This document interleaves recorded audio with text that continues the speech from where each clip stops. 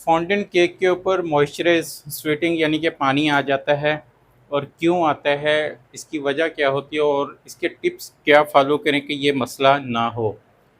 उसके लिए पूरी डिटेल के साथ मैं बात करूंगा और कोशिश करें कि पूरी वीडियो देखें ताकि आपके साथ ये मसला हल हो सके। होता यह है कि जैसे हमने केक बनाया और केक बना के हमने फ्रिज में रख दिया, और फ्रिज में इतना ज़्यादा टाइम रख दिया या इतनी तेज़ कूलिंग में रख दिया कि उसकी आइसिंग भी जम गई और उसका स्पंज भी फ्रिज के अंदर जाके हार्ड होके इतना जम गया कि ठंडा यख हो गया। और फिर आपने उसको निकाला और उसके ऊपर फॉन्डेंट अप्लाई किया आपने, और थोड़ी देर बाद उसमें से पानी आने लग जाता है। उसमें होता ये है कि जैसे केक तो फ्रिज में चले जाता है, उसके बाद वो जम जाता है। फ्रिज के अंदर तो उसका अपना एक टेम्परेचर मेंटेन है, लेकिन जब हम उसको बाहर निकालते हैं एक आम हवा में, किचन में या रूम में, तो फिर उसका जो टेम्परेचर है वो मेंटेन नहीं रहता, यानी कि फ्रिज का टेम्परेचर और होता है और बाहर का टेम्परेचर और होता है, जिस वजह से उसके ऊपर मॉइस्चराइज आने लगता है, पानी आने लग जाता है, जिससे फॉन्डेंट सारा गीला हो जाता है। अच्छा, बेकरी के अंदर जो हम करते हैं उसके लिए तो स्पेशली एसी रूम होते हैं, उसमें तो वहाँ तो कोई परेशानी नहीं, क्योंकि प्रोफेशनल वर्क हो रहा था, तो ये चीज़ एसी रूम इसके लिए ज़रूरी है। लेकिन अगर आपके पास एसी रूम है, ऐसे ही आप रूम में काम कर रहे हैं, किचन में काम कर रहे हैं, तो फिर इसका क्या हल होना चाहिए। देखिए, इसका जो हल है वो ये है कि जब आप स्पंज बना के उसके अंदर लेयर करके उसको फ्रिज में रखें, तो उसको इतनी ज़्यादा देर फ्रिज में ना रखें कि उसका स्पंज जो है ना वो भी हार्ड हो जाए, क्योंकि स्पंज हार्ड करना हमारे लिए कोई ज़रूरी चीज़ नहीं है। और कई लोग ऐसे करते हैं कि एक दिन पहले उसके अंदर लेयर कर ली और लेयर करके उसको फ्रिज में रख दिया, डीप फ्रीज़र में रख दिया, फिर दूसरे दिन उसके ऊपर काम कर रहे होते हैं, जिससे वो बहुत ज़्यादा बर्फ़ के जैसे जम जाता है। जैसे फिर निकालते हैं, जैसे बर्फ़ मेल्ट होती है, स्पंज के अंदर से ऐसे पानी निकल रहा होता है। तो इसका जो हल करना है वो ये करना है कि आपने उसके लिए जो एसिंग बनानी है, ख़ासकर गर्मी के मौसम में या जब मानसून का मौसम होता है, जैसे बारिशों का मौसम होता है, उस मौसम में जो एसिंग बनानी है, एक तो आपने थिक एसिंग बनानी है कि आप थोड़ी देर फ्रिज में रखें और वो एसिंग जम जाए। आपको ज़्यादा देर केक को फ्रिज में रखना ही ना पड़े, ज़रूरत ही ना पड़े। एक चीज़ आपने ये करनी है, ठीक है। दूसरा जो आपने करना है कि आपने पहले लेयर की, उसको फ्रिज में रखा 15-20 मिनट, आधा घंटा ज़्यादा से ज़्यादा, जिससे वो केक जो है ना उसका जो स्ट्रक्चर है वो हार्ड हो गया, यानी केक खड़ा हो गया। फिर आपने उसके ऊपर क्रम कोट किया, पतला सा क्रम कोट करके आप उसको रख दें फ्रिज में। जैसे वो क्रम कोट जम जाए 10-15-20 मिनट में, तो उसको निकाल लें, फिर उसको फ़ाइनल करें, फ़ाइनल करके फिर उसको फ्रिज में रख दें।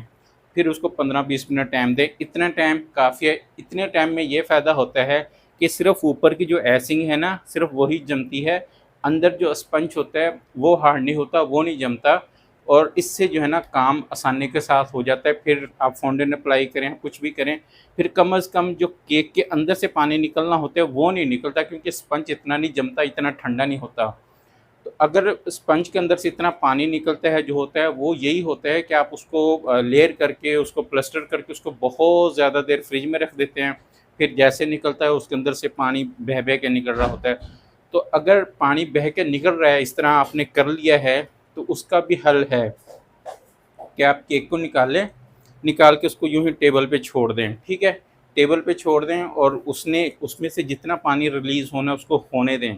पानी रिलीज़ हो जाए उसको साफ़ करें, साफ़ करके फिर आप उसके ऊपर क्रम कोट करें, दोबारा करके आप उसको अपना वो कर लें।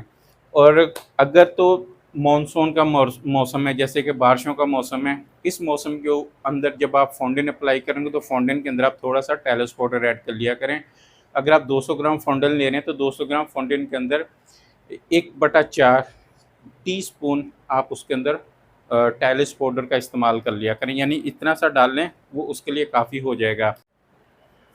अगर किसी भी वजूहात की बिना पे आपको एक दिन पहले केक बनाना है, यानी कि सुबह-सुबह देना है, कोई भी मसला है, उसका जो हल है वो ये है कि आप केक को रेडी करें, रेडी पूरा करके उसको डब्बे में डालें, पूरा अच्छे से उसको पैक कर दें, कहीं से भी एयर-वेयर उसके अंदर ना जाए, ठीक है?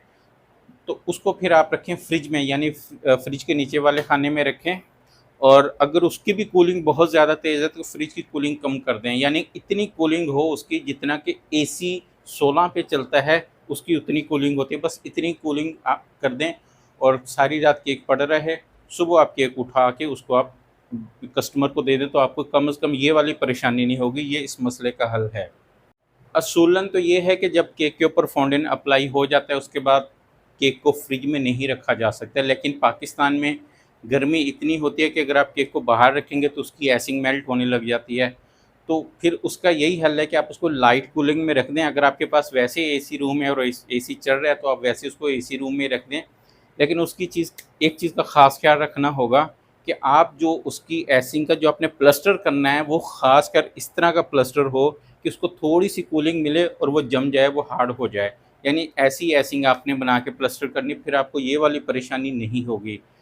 और जब मौसम है मानसून का यानी कि बारिशों का मौसम हो, तो फिर बारिशों के मौसम में कोशिश करें कि पंखे के नीचे खड़े होके फ़ौंटेन का काम ना करें, क्योंकि बारिशों के मौसम में पंखे के नीचे फ़ौंटेन जो है ना बहुत ज़्यादा मेल्ट होने लग जाता है।